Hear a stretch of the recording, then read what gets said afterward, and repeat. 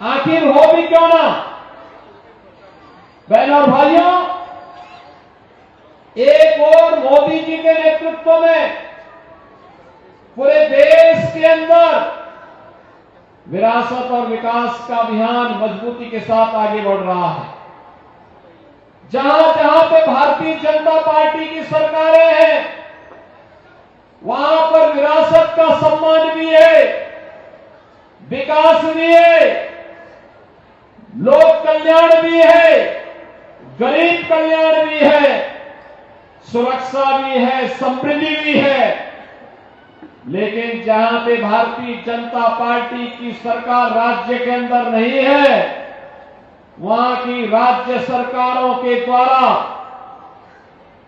अपने निहित राजनीतिक स्वार्थों के लिए न केवल सुरक्षा पे सेंध लगाया जा रहा है, बल्कि भ्रष्टाचार के नए नए कीर्तिमान स्थापित करते हुए जनता जनार्दन को बुनियादी सुविधाओं से भी वंचित करने का कार्य किया जा रहा है।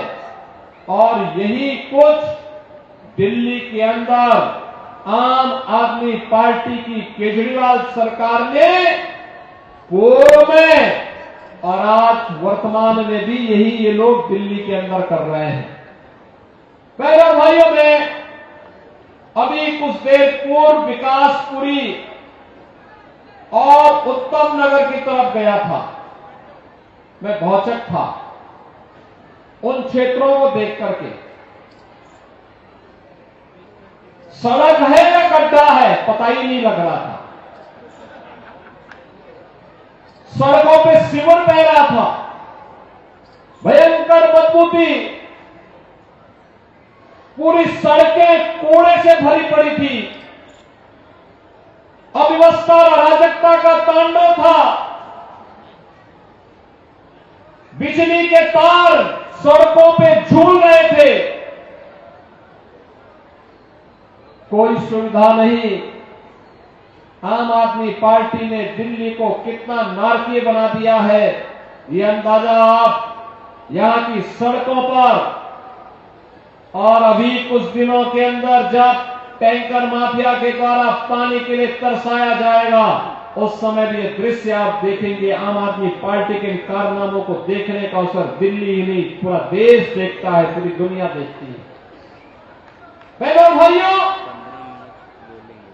मैं भौचक हूं। जब मैं पिछले दिनों दिल्ली आया था तब भी मैंने केजरीवाल जी को कहा था कि अरविंद जी, आप भी चीफ मिनिस्टर रहे हैं, मैं उत्तर प्रदेश का मुख्यमंत्री हूं, मैं तो अपने पूरे 54 सदस्यीय कैबिनेट को लेकर के प्रयागराज गया। मां गंगा, मां यमुना और मां सरस्वती के संगम की त्रिवेणी में मैंने डुबकी लगा करके स्नान भी कराया, उन्हें आचमन भी हम लोगों ने लिया और उत्तर प्रदेश के विकास की एक बेहतर कार्य योजना को आगे बढ़ाया। लेकिन अगर इनमें नैतिक साहस है तो अरविंद केजरीवाल जी को स्वयं यमुना जी में अपने कैबिनेट के साथ जाकर के डुबकी लगा करके आचमन करके दिल्ली वासियों को आश्वस्त करना चाहिए कि यमुना शुद्ध है, अविरल है, निर्मल है। इनमें साहस नहीं है, ये नहीं कर सकते, क्योंकि इन्होंने अविरल और निर्मल गंगा को, हमारी पौराणिक यमुना को याद करिए, जिस यमुना जी के किनारे भगवान कृष्ण ने 5000 वर्ष पहले अपनी पूरी लीलाएं रची हो, दिल्ली के अंदर वही यमुना नाले में बदल गई, गंदगी का एक नाला बन गया है। लोग हंसते हैं आम आदमी पार्टी की अराजकता पर, इस भ्रष्टाचार पर। उत्तर प्रदेश के अंदर गंगा अविरल और निर्मल हो गई। हमने आगरा के बाद यमुना जी ने व्यापक शोधन के कार्यक्रमों को आगे बढ़ाया। परिणाम है कि प्रयागराज में जाकर के मां गंगा और यमुना का संगम जब होता है तो संगम में अविरल गंगा है तो अविरल यमुना भी है। परिणाम है कि कोटि कोटि श्रद्धालु आकर के संतों के सानिध्य में महाकुंभ का स्नान कर रहे हैं। पिछले 16 दिनों में अब तक 18 करोड़ लोगों ने स्नान किया है। और बहनों और भाइयों, महाकुंभ के 45 दिनों की इस अवधि में 40 से लेके 45 करोड़ श्रद्धालु प्रयागराज की धरा पर आकर के इस पावन कुंभ का आनंद लेगा। मैं पूछना चाहता हूं, आखिर दिल्ली की जनता ने क्या किया था? क्यों इतना बड़ा अन्याय आम आदमी पार्टी की सरकार दिल्ली के साथ, यमुना जी के साथ कर रहा है? क्यों किया इन्होंने? ये प्रश्न आज इनसे पूछा जाना चाहिए। और मैं यह भी प्रश्न इनसे पूछना चाहूंगा, कहां इन्होंने दिल्ली के इंफ्रास्ट्रक्चर को वर्ल्ड क्लास बनाने की बात कही थी? जब भी केंद्र की मोदी जी के नेतृत्व की सरकार ने इन्हें कहा कि रैपिड रेल के लिए पैसा देना है, उत्तर प्रदेश अपना शेयर देता है, केंद्र सरकार अपना शेयर देता है, लेकिन दिल्ली की आम आदमी पार्टी की सरकार पहली रैपिड रेल के लिए अपना शेयर देने से इनकार करती। 12 लेन का हाईवे जो दिल्ली से मेरठ को जोड़ता, दिल्ली की सरकार ने सहयोग नहीं किया। दिल्ली के अंदर मेट्रो का विस्तार हो, केंद्र सरकार अपना पैसा देती है, दिल्ली की आम आदमी पार्टी सरकार अपना शेयर नहीं देती है। उत्तर प्रदेश आज में सबसे अधिक मेट्रो सिटी के रूप में जाना जा रहा है। उत्तर प्रदेश के अंदर हम लोगों ने 3 करोड़ से अधिक लोगों को, परिवारों को हर घर नल के साथ जोड़ने का काम किया है। लेकिन दिल्ली के अंदर टैंकर माफिया को प्रश्रय देकर के इन लोगों ने दिल्ली की जनता को पानी के लिए तरसाया है, एक एक बूंद पानी के लिए तरसाया है।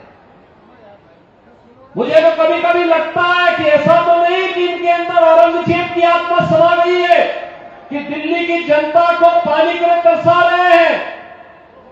बहनों और भाइयों, मैं आपका आह्वान करने के लिए आया हूं, जो आम आदमी पार्टी आपको एक एक जल बूंद के लिए, एक एक बूंद जल के लिए तरसा रही है, उस आम आदमी पार्टी को एक एक वोट के लिए तरसाइए। ये सबसे अच्छा समय है, अन्यथा वक्त जाएगा फिर ये वही भ्रष्टाचार में लिप्त हो जाएंगे।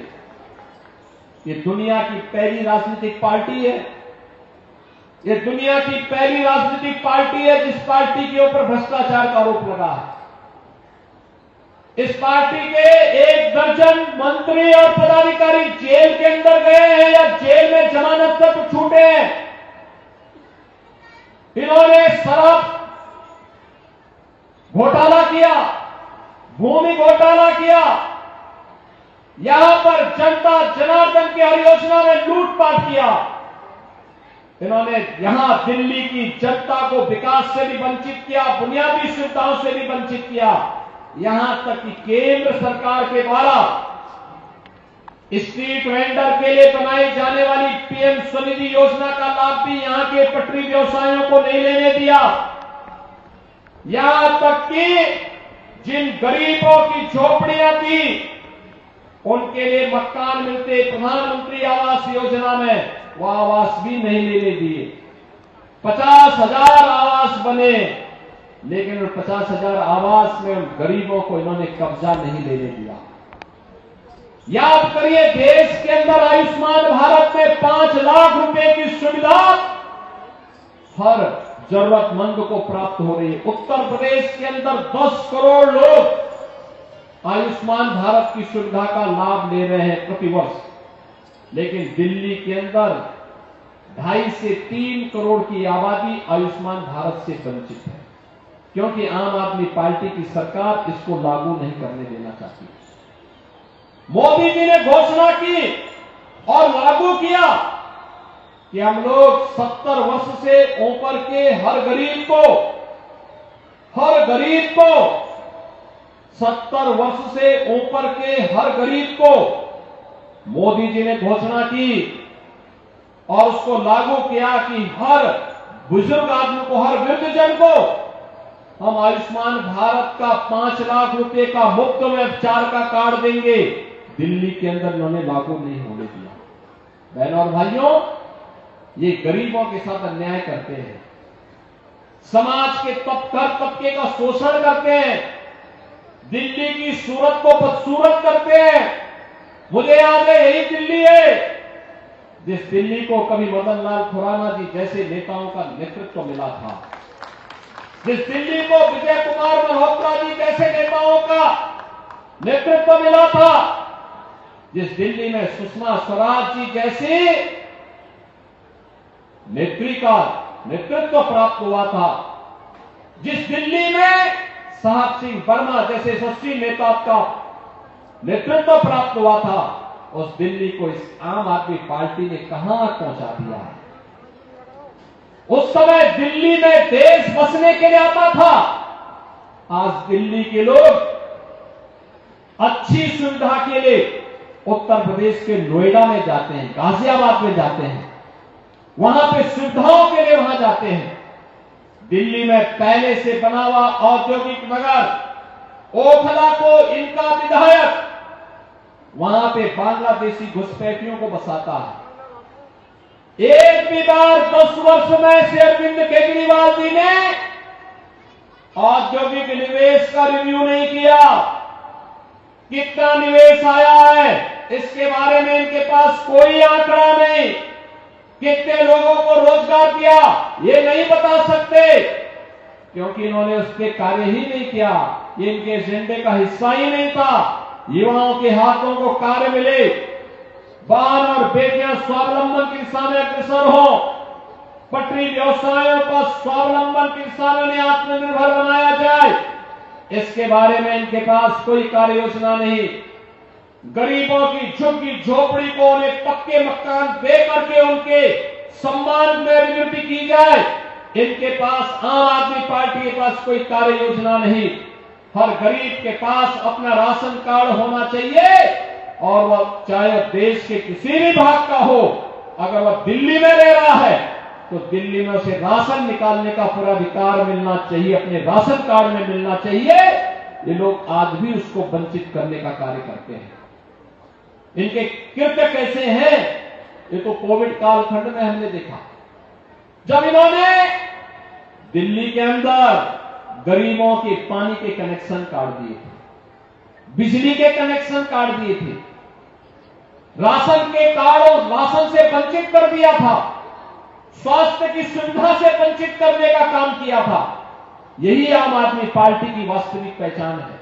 बहनों और भाइयों, आम आदमी पार्टी वक्फ बोर्ड का ही एक नया परिवर्तित रूप है। ये लोग जो जमीन देखते हैं उस जमीन पे काबिज होने का प्रयास करते हैं, और इसीलिए मोदी जी के नेतृत्व में आप देख रहे होंगे, मोदी जी के नेतृत्व में 10 वर्ष में जो कहा मोदी जी ने करके दिखाया। 10 वर्ष में जो कहा सो करके दिखाया। मोदी जी ने कहा था हम विरासत का सम्मान करेंगे। काशी में काशी विश्वनाथ धाम भव्य रूप में सबके सामने आ गया। 500 वर्षों का इंतजार समाप्त करके अयोध्या में राम मंदिर का निर्माण हो गया। हर व्यक्ति को याद अयोध्या जाता है, ये डबल इंजन सरकार के कारण मोदी जी के नेतृत्व में हुआ है। बहनों और भाइयों, आप उत्तराखंड के केदारपुरी में जाएंगे, भगवान केदारनाथ जी का भव्य केदारपुरी के दर्शन हमें देखने को मिलते हैं। मध्य प्रदेश में जाएंगे, महाकाल का महालोक का दर्शन देखने को मिलता है। वहां का विकास, वहां पे पर्यटन की सुविधाओं के विकास के माध्यम से लाखों लोगों को रोजगार की सुविधा प्राप्त हुई। आज मैं कांग्रेस के नेताओं को ही बोलना चाहूंगा, महाकुंभ के आयोजन में जो 18 करोड़ श्रद्धालु अब तक आए हैं, इससे गरीबों के रोजगार का सृजन भी हुआ है। उत्तर प्रदेश के बारे में लोगों की धारणाएं बदली है। अगले 30 दिनों तक लगातार ये सिलसिला चलेगा। 40 से 45 करोड़ श्रद्धालु जब उत्तर प्रदेश की धरती पे आएगा, लाखों गरीबों के लिए नए रोजगार का सृजन करते हुए भी जाएगा। लेकिन कांग्रेस या आम आदमी पार्टी इस ताकत को नहीं पहचान सकती। इसीलिए हिंदुओं की आस्था से जुड़े हुए हर मुद्दे पर ये लोग कुछ न कुछ नकारात्मक टिप्पणी करके हतोत्साहित करने का कार्य करते हैं। बहनों और भाइयों, आपने मोदी जी के नेतृत्व में सरकार को देखा है, बिना भेदभाव के 2014 में आते ही मोदी जी ने कहा था कि हमारी सरकार बिना भेदभाव के शासन की योजना का लाभ हर गरीब को, हर वंचित को, हर दलित को, हर अन्नदाता किसान को, हर महिला को उपलब्ध करवाने का कार्य करेगी। सबका साथ और सबका विकास का उन्होंने नारा दिया।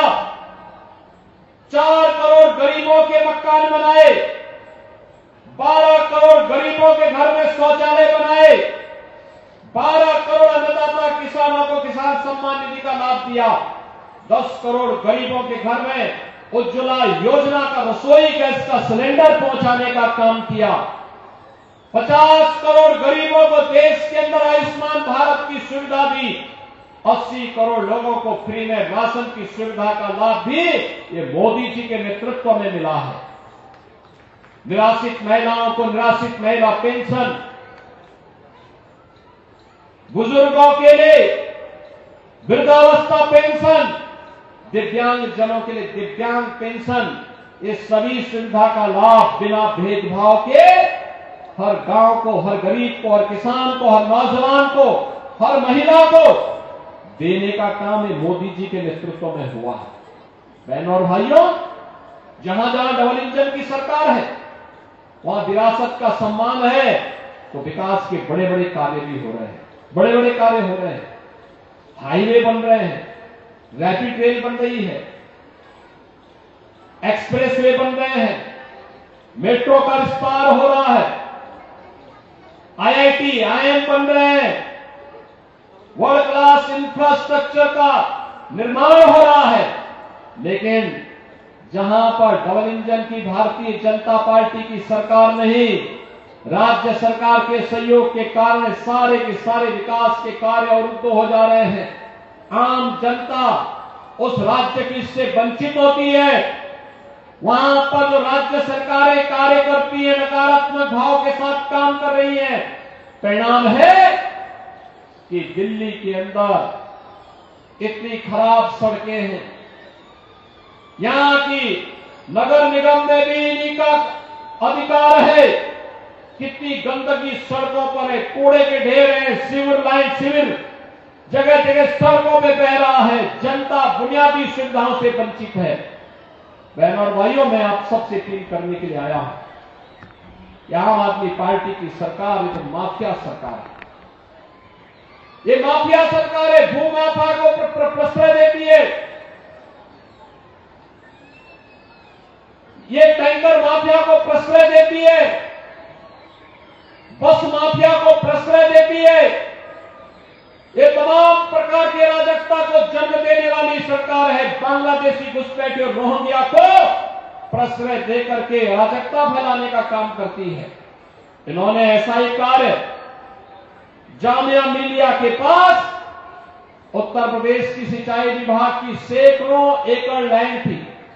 आम आदमी पार्टी के जनप्रतिनिधि और इनके पदाधिकारियों ने उस जमीन पर जबरन कब्जा करके बांग्लादेशी घुसपैठियों को बसाने का काम किया। हमने 2-3 बार चेतावनी दी, हमने आग्रह भी किया कि भाई इस सरकारी जमीन है, इस पे कब्जा मत करने को। इनको ये लगता था कि दिल्ली में जो ये चाहेंगे वो कर लेंगे। 1 बार, 2 बार, 3 बार बोलने पे नहीं माने तो मैंने उत्तर प्रदेश से अपनी पीएसी फोर्स भेजी, दिल्ली पुलिस की मदद ली और बुलडोजर भेजे और मैंने एक ही झटके में सबको वहां से उजाड़ करके वापस अपना कब्जा लिया। और मैंने तो इस बारे में कहा, मैंने कहा दिल्ली के नागरिकों के लिए, चिकित्सालय के लिए, शिक्षा के केंद्र के लिए, किसी अच्छे कन्वेंशन सेंटर के लिए आवश्यकता पड़ेगी हम लोग देंगे। गरीबों के लिए मकान बनाने के लिए आवश्यकता पड़ेगी हम जमीन देंगे, लेकिन विदेशी घुसपैठियों के लिए 1 इंच जमीन नहीं देंगे, 1 इंच जमीन नहीं देंगे। बहनों और भाइयों, मैं आप सबसे अपील करने के लिए आया हूं, मोदी जी ने जो कहा सो करके दिखाया। कश्मीर में धारा 370 को समाप्त करने का मुद्दा हो, या फिर सिटीजनशिप अमेंडमेंट एक्ट के माध्यम से पाकिस्तान, बांग्लादेश, अफगानिस्तान, श्रीलंका, यहां से आए हुए हिंदू, बौद्ध, सिख इन सभी को सम्मान देने का काम, यह कार्य नागरिकता देने का काम ये मोदी जी के नेतृत्व में भारतीय जनता पार्टी की सरकार ने किया है। याद करिए, गुरु गोविंद सिंह जी के 4 साहिबजादों को सम्मान देने का काम ये भारतीय जनता पार्टी की मोदी जी के नेतृत्व ने दिया है। 26 दिसंबर की तिथि आप जान रहे हैं कि वीर बाल दिवस के रूप में मनाया जाता है। गुरु गोविंद सिंह जी महाराज, जिन्होंने खालसा पंथ की स्थापना करते समय एक ही संदेश दिया था कि सकल जगत में खालसा पंथ गाजे, जगे धर्म हिंदू सकल भंड भाजे। गुरु गोविंद सिंह जी महाराज, जिनके 4 पुत्रों में इस धर्म की रक्षा करने के लिए, देश की रक्षा करने के लिए अपने आप को बलिदान किया। उनके 4 पुत्र, बाबा अजीत सिंह, बाबा जुझार सिंह, बाबा जोरावर सिंह, बाबा फतेह सिंह, ये भारत के धर्म और संस्कृति की रक्षा करने के लिए अपने आप को बलिदान कर दिए थे। क्या कांग्रेस, क्या आम आदमी पार्टी, क्या इनका दायित्व नहीं बनता था कि इन वीर बलिदानियों को सम्मान मिले? अपने पूर्वज के नाम पर तो बाल दिवस रख दिया, लेकिन सही मायने में जो वीर बालक थे, जिनकी स्मृति को जीवंत करना चाहिए था, और बाबा अजीत सिंह, बाबा जुझार सिंह, बाबा जोरावर सिंह, बाबा फतेह सिंह को कांग्रेस ने, आम आदमी पार्टी ने कभी सम्मान नहीं दिया। और सम्मान दिया तो मोदी जी ने दिया है, मोदी जी ने दिया है। गुरु गोविंद सिंह जी के इन 4 साहिबजादों को सम्मान देने का मतलब अपनी वर्तमान पीढ़ी को सम्मान देना। उनके सामने एक आदर्श रखा, आदर्श इस बात का रखा कि जैसे गुरु गोविंद सिंह जी के इन 4 साहिबजादों ने भारत की धर्म और संस्कृति की रक्षा करने के लिए उस समय अपना बलिदान दिया, जब देश के लिए कभी किसी बलिदान की आवश्यकता पड़ेगी, हमारी वर्तमान पीढ़ी के सामने आदर्श हैं ये 4 वीर बलिदानी। और इसलिए 26 दिसंबर की तिथि याद करना, बाबा साहब भीमराव अंबेडकर को कांग्रेस सदैव अपमानित करती रही। उन्होंने बाबा साहब भीमराव अंबेडकर को पहले संविधान सभा में आने से वंचित किया, फिर उन्होंने बाबा साहब भीमराव अंबेडकर को पहले आम चुनाव में परास्त करने का काम किया, फिर उपचुनाव में जब बाबा साहब भीमराव अंबेडकर लड़ने को तैयार हुए, तब भी कांग्रेस ने उन्हें परास्त करने के लिए एड़ी चोटी लगा दी थी। यहां तक कि बाबा साहब भीमराव अंबेडकर के अभिन्न सहयोगी को तोड़ करके उन्हीं को बाबा साहब के खिलाफ चुनाव लड़ाने का काम कांग्रेस ने किया था। जो व्यक्ति बाबा साहब भीमराव अंबेडकर को परास्त किया था, कांग्रेस ने 1970 में उन्हें पद्म पुरस्कार दिया। बाबा साहब भीमराव अंबेडकर को सम्मान मिले, उनसे जुड़े हुए स्मारक भव्यता के साथ आगे बढ़े हुए तीर्थ बने, कांग्रेस ने कभी प्रयास नहीं किया। आज बहनों और भाइयों, मोदी जी ने बाबा साहब भीमराव अंबेडकर जैसे के बड़े बनाए हुए संविधान को भी सम्मान दिया। उन्हें बड़े सम्मान के साथ देश की नई संसद में भी रखा। 15 नवंबर की तिथि को 26 नवंबर की तिथि 2015 से संविधान दिवस के रूप में बनाने के लिए 26 नवंबर 1949 को बाबा साहब भीमराव अंबेडकर ने भारत के संविधान को बना करके संविधान सभा को सौंपा था।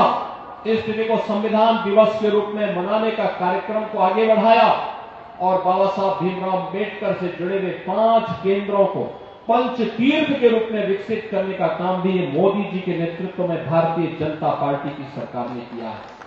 और इसलिए बहनों और भाइयों, मैं आप सबसे कहने के लिए आया हूं, भारतीय जनता पार्टी ने अपने चुनावी घोषणा पत्र में कहा है, बहुत अच्छे ढंग से उन्होंने इस बात का उल्लेख किया है कि हम स्ट्रीट वेंडर को व्यवस्थित पुनर्वास करेंगे। उनके लिए सुरक्षा बीमा का कवर, 5 लाख रुपए का सुरक्षा बीमा का कवर देंगे। उनका 10 लाख का इंश्योरेंस भी कराएंगे।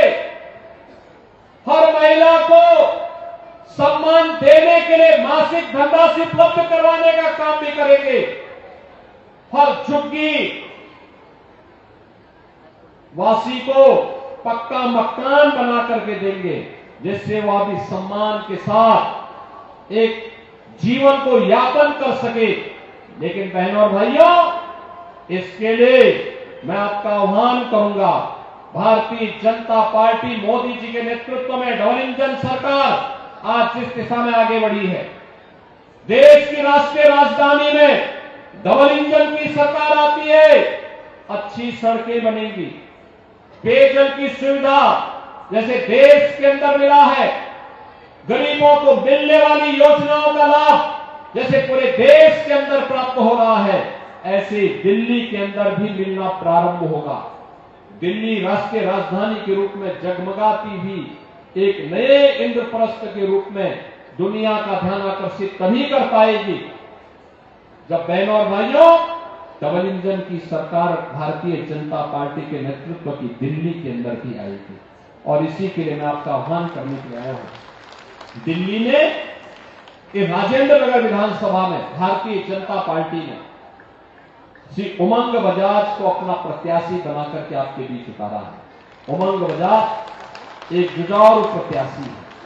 बहनों और भाइयों, जुझारू है, युवा है, कर्मठ है, आपके हक के लिए कार्य करने का जज्बा रखते हैं। वह आपके लिए दिल्ली सरकार से भी जूझने की सामर्थ्य रखते हैं। और केंद्र में तो खैर मोदी जी के नेतृत्व की सरकार है, तो सारी विकास मंत्रालय और गृह मंत्रालय की सभी योजनाओं का लाभ भी आपको देने को पूरी मजबूती के साथ काम करेंगे। और इसीलिए यहां पर सुश्री बांसुरी स्वराज जी सांसद है। बांसुरी स्वराज जी और उमंग बजाज विधायक के रूप में उनके साथ मिलकर के इस क्षेत्र के समग्र विकास को आगे बढ़ाने के लिए राजेंद्र नगर का हक देने के लिए यहां के गरीबों को, पटरी व्यवसायियों को, सभी नागरिकों को उनका हक प्रदान करने के लिए सुयोग्य प्रत्याशी के रूप में भारतीय जनता पार्टी ने उन्हें आपके बीच उतारा है। आपका आशीर्वाद उमंग बजाज को प्राप्त होगा। दोनों हाथ पा करके थोड़ा एक बार आश्वस्त करो, आपका आशीर्वाद प्राप्त होगा। दोनों हाथ पा करके मुझे बताओ, जहां तक मेरी आवाज जा रही है आपका आशीर्वाद मिलेगा। आगे पीछे ऊपर नीचे जहां जहां मकानों के ऊपर भी लोग हैं, वे सब भी इस बात के लिए आश्वस्त करो। सभी लोग सहमत हैं? सभी लोग सहमत हैं? तो 5 फरवरी को आप लोग आर पार की लड़ाई लड़ करके उमंग बजाज को कमल चुनाव चिन्ह पर विजयी बनाएंगे। तो मेरे साथ बोलेंगे, भारत माता की, भारत माता की, भारत माता की जय श्री राम, जय जय श्री राम।